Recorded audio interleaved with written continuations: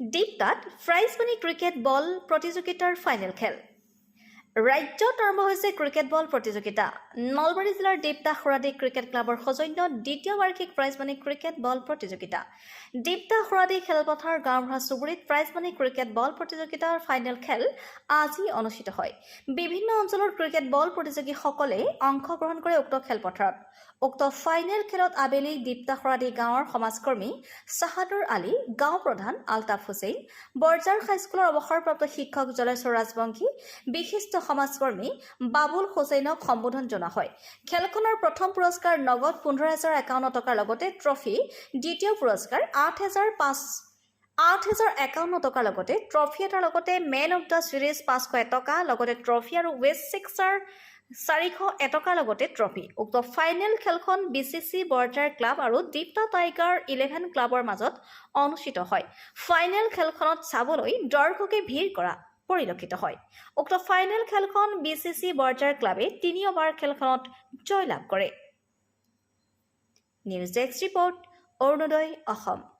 যুৱকসকলৰ আয়োজিত এই অনুষ্ঠানত সঁচাকৈয়ে দেখি মই আপ্লুত হৈছোঁ যে বিভিন্ন ভাষা-ভাষী বিভিন্ন জনগোষ্ঠীৰ খেলুৱৈ অংশগ্ৰহণ কৰি যিটো আমাৰ সমন্বয়ৰ বতৰা, এই বতৰটো সঁচাকৈ আমাৰ কাৰণে লৈ আৰু বেছি সুদৃঢ় হৈ একতাৰ এনাৰ্জি আমি সুদৃঢ় হ'ব লাগে।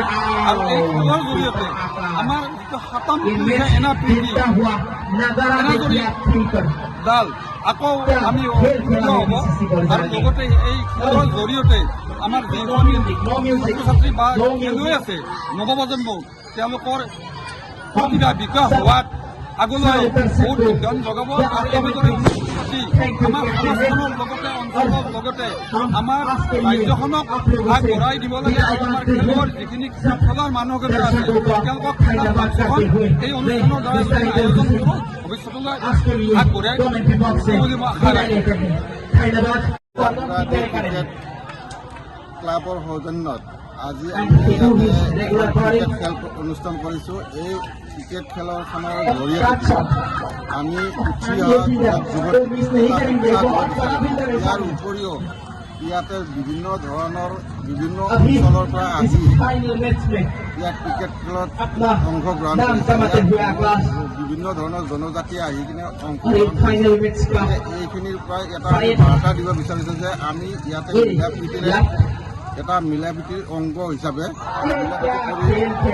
শান্তিৰ বাৰ্তা দিব বিচাৰিছোঁ। এইখিনিয়ে মেইন উদ্দেশ্য।